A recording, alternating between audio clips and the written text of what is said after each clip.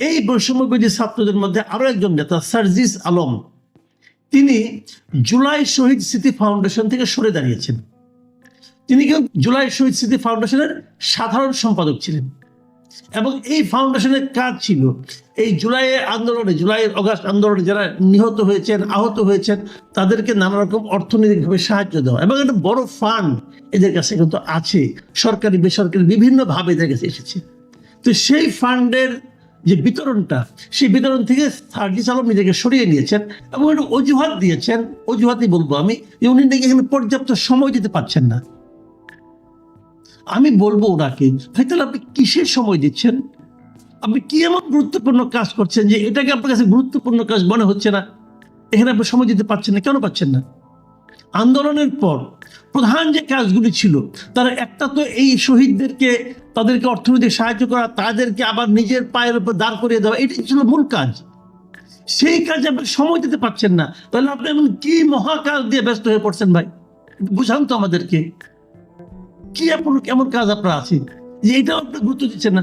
যাদের কাছে এই আন্দোলনের এই কাজে তারা মনে করে তাদের নেতৃত্বে এই অভ্যুত্থানটা সম্ভব হয়েছিল, শেখ হাসিনা দেশ ছেড়ে চলে যেতে বাধ্য হয়েছিলেন, হাসিনা সরকারের পতন হয়েছিল। তো এমন যে একটা সংগঠন, তারা পরে একটা সাংগঠনিক রূপও তারা নিয়েছে, সংগঠন করেছে, কমিটি করেছে, আহ্বায়ক হয়েছে, অনেক কিছু হয়েছে। সেই সংগঠনটার এখন কি অবস্থা, কেমন তাদের ইমেজ, নিজেদের কাছে কেমন ইমেজ, অথবা দেশের সাধারণ মানুষের কাছে কেমন ইমেজ? মানুষ তাদেরকে দেখে কি ভরসা পায়, নাকি মানুষ তাদেরকে দেখে আতঙ্কিত হয়? তাদের কর্মকাণ্ড কি মানুষকে আশান্বিত করে, নাকি তাদের কর্মকাণ্ডের মধ্যে অনেকে ক্ষমতাসীন রাজনৈতিক দলের চামচা হিসাবে বিভিন্ন ছাত্র সংগঠনের যে অতীত ভূমিকা তারই ছায়া দেখতে পায়?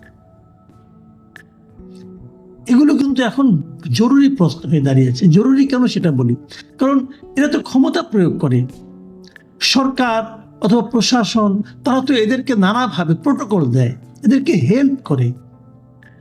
এমনকি বিভিন্ন জায়গায় প্রশাসনের কর্তা ব্যক্তিদেরকে দেখা যায় যে তারা এই সমস্ত বৈষম্য বিরোধী ছাত্র আন্দোলনের নামধারী স্টুডেন্টদের কথায় উঠতে, চলতে, বলতে এবং করতে বাধ্য হয়। তো এরা করছেটা কি? আমরা আগে বলেছিলাম আর একটা অনুষ্ঠানে আমি, যে এরা নিজেদের মধ্যে মারামারি করছে। নিজেরা কখন মারামারি করে?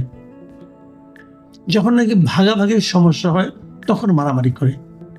আগে দেখিয়েছিলাম, আগে একবার বলেছিলাম, মানে একদম তথ্য প্রমাণ সহ বলেছিলাম আমি, যে লিফলেট বিতরণ করতে যে এরা মারামারি করে, এদের মধ্যে শৃঙ্খলা এতটাই।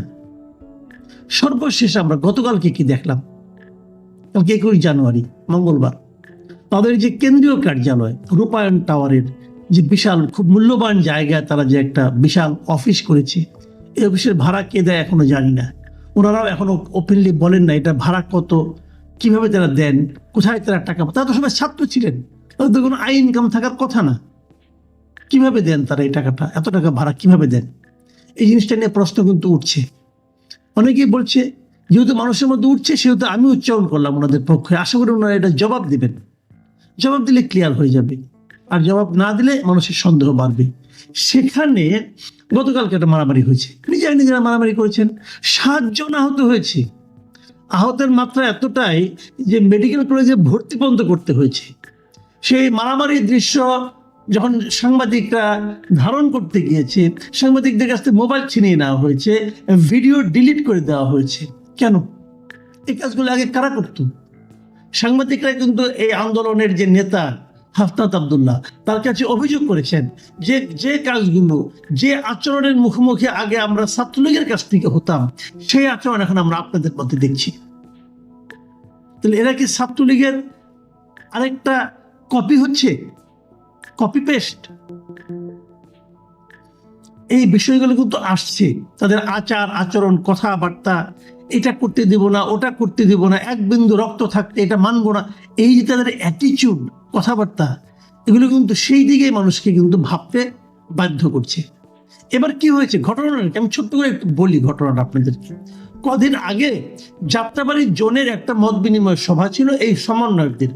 সেখানে এই সমন্বয়কদের উপস্থিতিতে তাদের মধ্যে একটা মানে যারা এখন উপস্থিত ছিল তাদের মধ্যে একটা মারামারি হয়, এক পক্ষ আরেক পক্ষকে মারে। তো যারা মার খায় তারা গতকালকে মানে সোমবার আপনার এই মঙ্গলবার দিন এই রূপায়ণ টাওয়ারের সামনে বাংলা মোটরে এখানে তারা এসেছিল প্রতিবাদ জানাতে এবং একটা বিচার চাইতে। এটা যখন অবস্থা, তখন তাদের উপর আবার ওখানে যারা মেরেছিল তারা আবার এখানেও তাদের উপর ঝাঁপিয়ে পড়ে এবং মারে। বলা হয়ে থাকে, অনেকে বলে যে ওই যারা নাকি প্রতিবাদ চাইতে এসেছিল যখন তারা বিচার না পাচ্ছে তাদের মধ্যে কেউ কেউ নাকি এ ধরনের একটা পত্রিকায় দেখলাম তারা নাকি বলেছে যে সমন্বয়কদের গুণী না। এটা বলার পরেই নাকি তাকে মারধর করা হয়েছে। সমন্বয়কদের গুণী না এটা বলা উচিত না, কারণ ওনারা তো ওই সংগঠনের লোক, তারা সমন্বয়কদের গুনবেন না কেন? কিন্তু যদি বলেও থাকেন কেউ, আমি ধরে নিচ্ছি বলেছেন, যদি বলেও থাকেন তার কি আপনি ফিজিক্যালি অ্যাসল্ট করতে পারেন, মারতে পারেন? এই মারার অধিকার আপনাকে কেউ দিয়েছে? এই ধরনের অজুহাত তো আগে ছাত্রলীগ দিত, যে তার নেত্রীকে নিয়ে খারাপ কথা বলেছে অত ধরে মারবো আমি। আপনি যেই হন না কেন, আপনি সমন্বয়ক হন অথবা মহাসমন্বয়ক হন, আরেকজন ব্যক্তির গায়ে হাত তোলার অধিকার আপনাকে কে দিল? না নাকি সমন্বয়ক হলে সাত মাপ?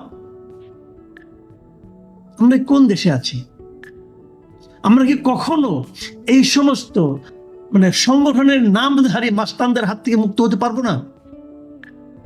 কলাপসিবল গেট আটকে মারা হয়েছে কেন? হচ্ছেটা কি আসলে, কেন হয় এটা একবার ভেবেছেন? একটা ছাত্র সংগঠন এরা, এদের এখানে ঢোকা, কমিটির মধ্যে যাওয়া, নিজেরা মারামারি করা কেন?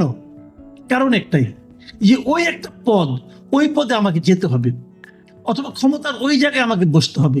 আমি যদি সমন্বয়ক হই তাহলে আমার কিছু আয় ইনকাম হবে। নাহলে কি ওখানে কি মধু আছে ভাই? নিশ্চয়ই কোনো মধু আছে। যেখানে মধু আছে সেখানে তো মৌমাছি যে ভিড় করবে, যেখানে মৌমাছি ভিড় করবে সেখানে তো ভন ভন আওয়াজ হবে। এটাই দুনিয়ার নিয়ম। ছাত্রলীগ এখন কেউ করতে চায়? এখন কেউ বলে যে আমি ছাত্রলীগের সভাপতি ছিলাম, ছাত্রলীগের অমুক কমিটির শাখা কমিটির সাধারণ সম্পাদক ছিলাম? কেউ বলে না। কিন্তু আগে উপকমিটির সম্পাদক কিন্তু হওয়ার জন্য অনেকে মারামারি করতো, বলে বেড়াতো, বাহারিরা মানে নেম কার্ড থাকতো, দেখাতো আমি উপসম্পাদক, উপকমিটির সম্পাদক। এটাও বিরাট একটা পোস্ট, এটা দেখেও চাঁদাবাজি করা যেত। তাহলে এখন কি ওই ধরনের একটা সংগঠন পরিণত হচ্ছে এটা, যে এটার একটা পোস্ট পেলে সেটাকে ব্যবহার করে আমি অনেক কিছু করতে পারবো?